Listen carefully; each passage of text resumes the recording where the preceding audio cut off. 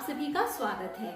आज इस वीडियो में मैं आप लोगों को एक ऐसी वस्तु के बारे में बताऊंगी जो कि हम पूजा पाठ के लिए इस्तेमाल करते हैं और हम सभी के घर के मंदिरों में वो वस्तु होती ही है। कई बार क्या होता है, हमारे घर में पूजा पाठ की वस्तुएं तो सभी होती हैं, लेकिन हम उनका महत्व नहीं जानते हैं या फिर हम उनका सही तरीके से प्रयोग करना नहीं जानते हैं।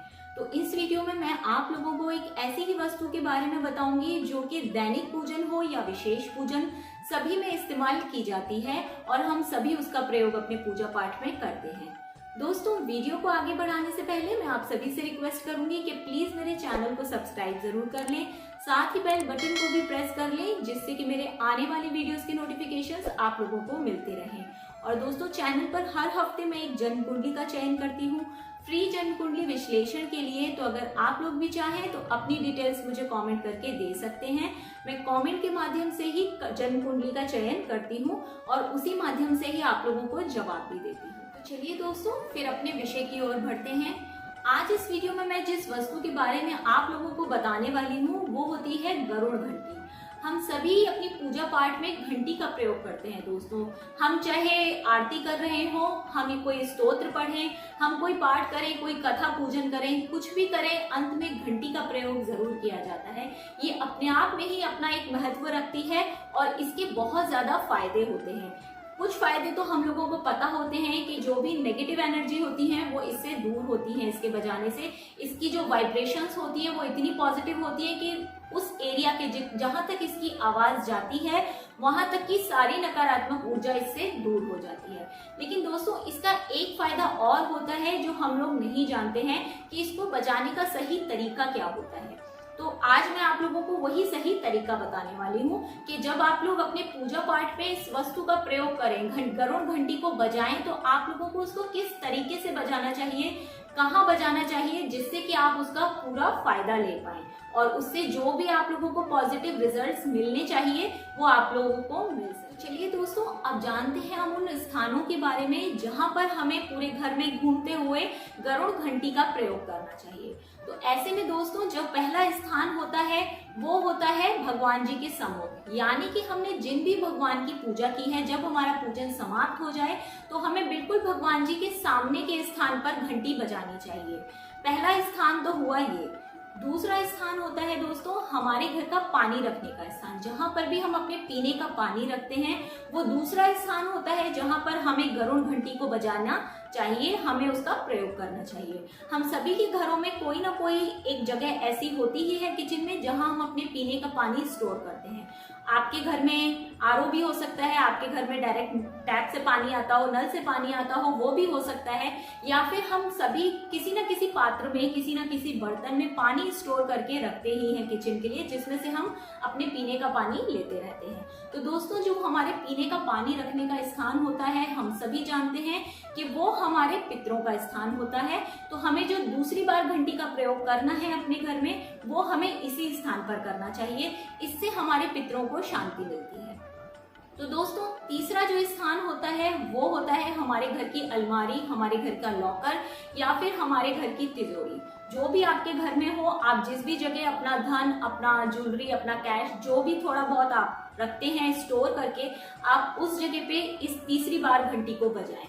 जब भी आप पूरे घर में घूम रहे हो घंटी बजाते हुए, जिससे कि आपके घर की नेगेटिव एनर्जी दूर हो सके, तो तीसरा स्थान आप लोग हमेशा याद रखें कि आपको अपने घर की अलमारी के आसपास बजाना है, जिससे कि वहां जितनी भी नेगेटिव एनर्जी है वो दूर हो जाए। तो दोस्तों, अब जो चौथा स्थान है जहां हमें घंटी का प्रयोग करना चाहिए वो होता है हमारे घर का मेन डोर, हमारे घर का जो मुख्य द्वार होता है। हमें चौथी बार घंटी का प्रयोग वहीं करना चाहिए। लेकिन आपको कैसे करना है ये जान लीजिए। आपको जो भी आपके घर की देहरी है, जो भी आपका एंट्रेंस है, आपको अंदर की तरफ से घंटी बजानी है, आपको बाहर से नहीं। आपको चौथी बार में घर के अंदर से घंटी बजानी है। मेन डोर खोल दें अपना पूरा, जितना भी वो खुल सकता है आप अपने पूरे मेन डोर को खोल दें और उसके बाद वहां पर खड़े होके आप 1 या 2 मिनट या जितना भी आप बजा सकते हो, आप चौथी बार घंटी को वहीं पर बजाएं। इससे आपके मेन डोर के आसपास जितनी भी नेगेटिव एनर्जी होती है वो सारी की सारी दूर हो जाती है।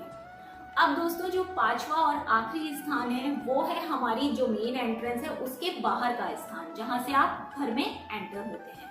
चौथी बार तो आपने देहरी के अंदर से बजाई घंटी। अब पांचवी बार में आप लोगों को देहरी के बाहर जाना है, अपने मेन एंट्रेंस के बाहर आ जाना है और वहां पर घंटी को बजाना है, जिससे कि वहां से जितनी भी नेगेटिव एनर्जी हो वो दूर हो जाए। तो दोस्तों ये यहाँ पर हमें उस घंटी को बजाना चाहिए। दोस्तों गरुड़ घंटी कोई आम चीज नहीं होती है, ये इसका अपने आप में बहुत महत्व है। हमारे शास्त्रों में गरुड़ घंटी का बहुत महत्व बताया गया है। हम सभी जानते हैं कि जो गरुड़ जी होते हैं वो भगवान विष्णु के वाहन होते हैं। तो जब भी हमें माता लक्ष्मी और विष्णु जी को हम चाहते हैं कि उनकी कृपा हमारे घर पे बने, स्थायी कृपा बने, तो वो जब भी गरुड़ पर सवार होते हैं तभी वो अपनी विशिष्ट कृपा हम लोगों पर बना पाते हैं। तो जब हम ये जानते हैं कि गरुड़ जी का इतना महत्व है, तो गरुड़ घंटी का भी हम महत्व समझ ही गए होंगे। तो दोस्तों कभी भी जब आप अपने पूजन में घंटी का इस्तेमाल करें तो आप इन 5 जगहों पर उस घंटी को जरूर बजाएं, जिससे कि आपके घर में जितनी भी नेगेटिव एनर्जी हो वो सब दूर हो जाए और हम इस घंटी का जो असली महत्व है, इसका जो असली फायदा है, वो हम अपने पूजा पाठ के माध्यम से ले सकें। तो उम्मीद करती हूँ दोस्तों कि आपको आज इस वीडियो के माध्यम से गरुड़ घंटी का महत्व समझ में आया होगा। हमारे शास्त्रों में गरुड़ घंटी का जो महत्व बताया गया है, मैंने आपको वही बताने की कोशिश की है। उम्मीद करती हूँ कि ये छोटी सी लेकिन बहुत जरूरी जानकारी आप लोगों के बहुत काम आई।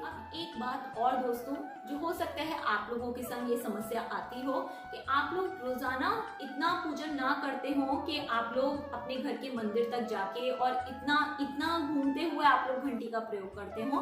तो आप लोग के लिए सोल्यूशन जो है वो ये कि जब भी कोई विशेष तिथि होती है, कोई त्योहार होता है, कोई विशेष पूजन हो रहा है आपके घर में, तब आप इस प्रकार से गरुड़ घंटी का प्रयोग जरूर करें, जिससे कि आपके घर से सारी नेगेटिव एनर्जी दूर हो जाए। या आप अपने लिए एक रूटीन बना सकते हैं कि हफ्ते में एक बार, 15 दिन में एक बार आप लोग इस प्रकार से गरुड़ घंटी का प्रयोग जरूर करें। जिन लोगों के घरों में दैनिक पूजन होता है, जो लोग के पास समय होता है कि वो अपना दैनिक पूजन समय से करते हैं, उन लोगों के लिए तो कोई समस्या नहीं है इसमें। लेकिन जो भी लोग दैनिक पूजन नहीं कर पाते हैं, यानी कि उनके पास इतना समय नहीं होता है कि वो अपने लिए कोई विशेष पूजन करते हो रोजाना में, हो सकता है आप सिर्फ भगवान जी को नमन कर पाते हो, उसमें भी कोई समस्या नहीं है। कोई विशेष तिथि आती है, कोई त्योहार आता है, या कोई भी अपना एक नियम बना लीजिए कि 10 दिन में, 7 दिन में हम इस तरीके से गरुड़ घंटी का प्रयोग करूंगा, तो आप लोग उस तरीके से भी इसका फायदा ले सकते हैं। तो चलिए दोस्तों, फिर आज इस वीडियो में इतना ही। जल्दी मिलती हूँ आप लोगों से एक नए अच्छे वीडियो के साथ। वीडियो अगर पसंद आए तो प्लीज लाइक जरूर कर दीजिएगा, शेयर जरूर कर दीजिएगा,